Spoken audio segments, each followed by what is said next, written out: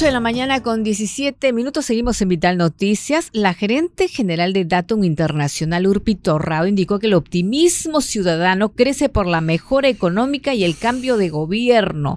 Y es que pese a la incertidumbre electoral, la economía peruana proyecta un crecimiento de alrededor de 3% en el 2026. La ministra de Economía sostuvo que existen condiciones favorables para que la economía peruana pueda llegar a crecer hasta el 5% en el 2026, bastante optimista, por cierto, pero aseguró que por el momento se mantiene la proyección de 3,1% y el 2025 cerraríamos con un 3,3%. Seguimos nosotros con el doctor Carlos Adriancén, decano de la Facultad de Economía de la Universidad de Ciencias Aplicadas. Doctor Adriancén, ¿cuál es su apreciación sobre estas cifras? En realidad la señora Torrado no tiene buenos asesores económicos. A octubre, el crecimiento analizado de la economía es de 3,8% año a año. Es posible que cierre el año muy cerca de 4, no de 3. Lo de 3 es noticia vieja de principio de año y la gente lo sigue repitiendo. Algo así como cerremos el año a 3,7. Si uno redondea, cierra el año cerca de 4, no cerca de 3. Está lejos de 3 y eso es mucho. Eso es una primera señal de cierta reversión del estancamiento de la economía. Si además miramos los últimos 5 años y comparamos con los anteriores, la economía por primera vez también se acerca al 4% de crecimiento de largo plazo. Y eso es muchísimo. No alcanza para revertir pobreza. No alcanza para decir que bien estamos. No alcanza para que haya plata para todas las cosas que van a plantear los candidatos, que parece que no, que van a leer solamente a la señora Torrado. No, al ministro de Economía, en la que dio estas cifras. Lo que publica el Banco Central en los índices mensuales de productos da a octubre un 3,8% de crecimiento. Cerrando el año. Anualizado. Es decir, es muy probable que diciembre vote igual, si no más. Entonces, decir que 3 es bien tacaño, bien peruanito. O sea, no puede ser. Bueno, el señor Gerini lo conozco, pero la verdad que está cerrando el año a cerca de 4%, que para América Latina en estos tiempos es destacable. Ahora, pero la ministra ha dicho que para ella en el próximo año podríamos crecer 5%, pero dice, se mantiene, no, hay que ser realista, será 3,1% el próximo año. Yo lo realista para el próximo año, dado lo poco que ha hecho el gobierno de Boluarte y que está haciendo Gerí en materia económica, más allá de cosas como la de Petroperú, es un crecimiento del orden de 3 o 4% con suerte. Ahora, para este año el ministerio podría llegar a cumplir la regla fiscal de 2,2%. El ministerio no va a cumplir la regla fiscal de ninguna manera. ¿Por qué? Primero porque no hay regla fiscal. Lo que hay ahora es la han maleado. En lugar de decir el déficit no debe pasar tal monto, tiene 10,000 pequeños indicadores que hicieron que Castillo, Sagasti, Vizcarra, todos pasaron a la regla fiscal. Solo ahora, últimamente, yo pensé que se habían, adormitado, congelado los miembros. Solo ahora critican a Gerí. Antes calladiticos. Con los gobiernos de izquierda, el Consejo Fiscal parecía un concierto fiscal de dormir. O sea, ahora dice, oye, el Congreso está haciendo muchas barbaridades. Sí, el Congreso está haciendo muchas barbaridades, que va a ser muy difícil cumplir la meta ese año. Pero con este Consejo Fiscal que le ha pasado todas las travesuras a Petroperú, sin contabilizar en la regla fiscal, podría también coquetear con un incumplimiento menor, lo cual le hace muchísimo daño a la imagen del país. ¿Y cómo nos va en recaudación tributaria? De lo más bien. ¿Estamos bien? Va rico en recaudación tributaria. ¿Sí? Sí, la recaudación sube en términos reales, pero siempre se mantiene en una presión tributaria que bien medida apenas coquetea con el 20% del PBI, como en la época de Velasco, como en la época de García, como en la época de Belaúnde, como con Castillo. Todos tienen 20-21% de ingresos corrientes del gobierno general, que son todos impuestos sobre el PBI. Ahora, otro punto, ¿cómo atraer las inversiones?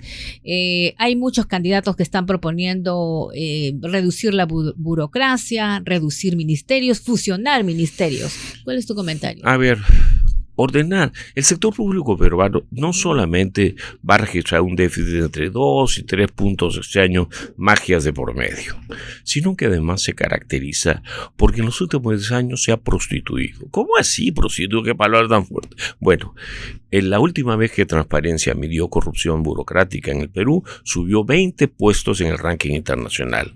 Pero si se calcula qué está pasando con el control de la corrupción peruana según el Banco Mundial, se está deteriorando. El cumplimiento de la ley se está deteriorando. La tolerancia a la violencia ideológica se está deteriorando. La calidad regulatoria, todo el sector público está en deterioro. El próximo gobierno debe ordenar y limpiar el sector público. No basta con cerrar la brecha, porque con un gobierno ineficaz y corrupto no haces nada. Se hacen los benditos hospitales de Moquegua que nunca ven la luz. Entonces, muchos gobiernos dicen, yo voy a poner orden. A ver, Cholito, ¿qué vas a hacer? ¿Vas a reducir ministerios? Bueno, tienes 18, deberías tener 5, pues. ¿Cómo? Manteniendo una sola OGA, Oficina General de Administración, manteniendo una sola oficina transversal de recursos humanos y algún otro ministerio que se mantenga por, digamos, estrategia, defensa o relaciones exteriores, y alguno más si quieren, ¿ya? Pero punto, debemos simplificar y sin despedir a ningún trabajador. ¿Eso es posible? Claro que sí, simplemente das más, hay muchísimo recurso con la duplicidad. ¿Cuánto cuestan las instalaciones de recursos humanos en los 18 ministerios? Debería haber uno que provea, de acuerdo a un canon transparente, la oferta de recursos humanos especializados que cada ministerio requiera. ¿Sabe usted la cantidad de recursos, Raquel, que obtendríamos de esa manera? Y olvídese con la OGA. Nadie compraría a precio distinto. O sea, claro, usted dice eso y a los futuros candidatos a ministros dice, ¿quién es este enano malvado que me va a quitar la torta? Bueno, mi nombre es Carlos Adrián, señor candidato. Sin miedo, entendamos. sin miedo. No, con muchas ganas de servirlo, porque supongo que estos 40 candidatos los mueve el afán de servir al Perú, no de robar. Ahora, la ministra también de Economía indicó que las próximas semanas se anunciará un proyecto de inversión minera en Cusco. El presidente Girí había dicho que encaminaría los proyectos Tía María y Conga. ¿Le dará tiempo? A ver, podría hacerlo de aquí a mañana, si quisieran. Pero es un tema que solo al tocarlo aviva expectativas positivas. Algo así como voy a hacer un poquito cumplir la ley en el Perú, porque en principio en Tía María, por ejemplo, la empresa que quiso invertir cumplió la ley peruana buena o mala, pero se forran en la ley las distintas burocracias. Entonces, se me va a decir que después que más de 10 gobiernos no han hecho nada por hacer proyectos de este tipo, de pronto ahora este gobierno que está saliendo lo va a hacer. Segundo, que hay un nuevo proyecto, un hito. Es como si yo bajo de peso 50 gramos, ni se me va a notar. Por Dios, se requiere una ola masiva de inversiones en el Perú para reducir pobreza. No hay nada que reduce pobreza con más contundencia que los flujos de inversión extranjera directa. ¿Por qué? Porque la privada local va pegadita de la extranjera. Cuando vienen extranjeros es porque hay buen clima, buenas reglas, no se roba, no se estafa. Entonces comienza a dar inversión de peruanos y además de más extranjeros, y con eso la producción sube, el crecimiento sube, y lo más importante, la pobreza cae. Nótese que la pobreza que ha subido en estos años ha ido de la mano con una reducción con un congelamiento de la reducción de desigualdad. Desde los 90 a la fecha el Perú se volvió mucho más desigual. ¿Y por qué nadie se lo dice?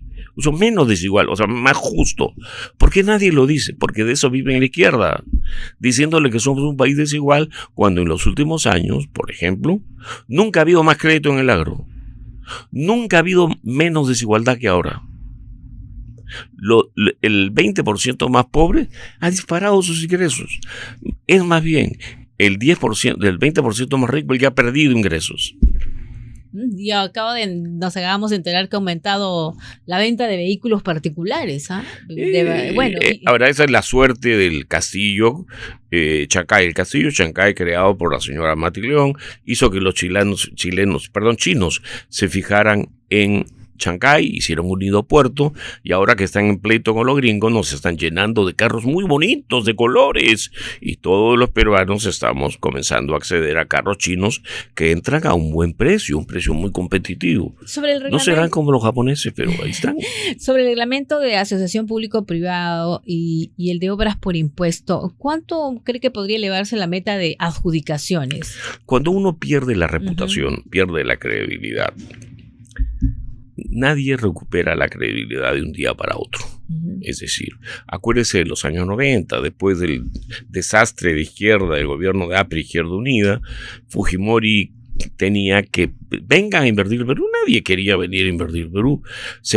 Tuvo que hacer contratos de estabilidad administrativa y tributaria, porque la palabra del gobierno peruano no valía un centavo.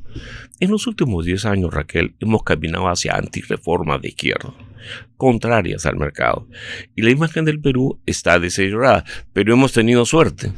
Porque en estos años hasta atrás, Chile se fue a la izquierda, Brasil se fue a la izquierda, México se fue a la izquierda. Era un solo de países de izquierda.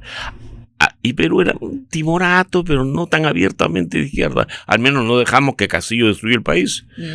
Eso se acabó.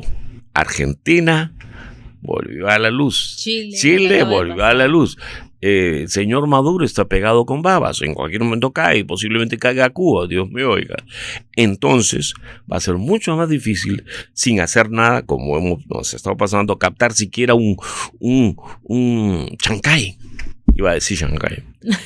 Entonces, el Perú tiene que hacer mucho más por reducir la pobreza, captando inversiones extranjeras y permitiendo inversiones locales. Nuestra desgracia actual, y con esto termino, es que tenemos precios internacionales como nunca, Raquel. No solamente han subido los precios de exportación, sino han caído los de importación. Hemos sacado la tinca con Roche, el primer y el segundo premio. Por eso no estamos peor, por eso crecemos 4%, pero esto no va a durar eternamente, y en ese momento comerciamos más, exportamos más, pero no invertimos. El señor Velarde se pone feliz porque dice, este año la inversión va a crecer 10%. Ay, Julio. ¿Cuánto debería ser la 30. inversión? Deberíamos tener una tasa de inversión más cercana a 30% del PBI que a 20% como ratio del PBI. Y ahí se generaría más puestos de trabajo. Volveríamos a la fiesta que vivimos en algún momento de principio de siglo. Y la pobreza se iría a picada. Bueno, un llamado a los candidatos, porque estás escuchando todo lo que están prometiendo. Y uno dice, Dios mío. Yo solamente me diría a los electores, por favor, cuando un candidato le ofrezca un montón de cosas, ese señor le está ofreciendo explotarlo más con impuestos, con regulaciones y con trabas, y no le va a cumplir nada. Nada. Lo está engañando. Tenga usted cuidado con eso. El que ofrece mucho, vote poco por él. Muchísimas gracias al economista Carlos Adriansen, decano de la Facultad de Economía de la Universidad de Ciencias Aplicadas. Y feliz año, Carlos. Encantado.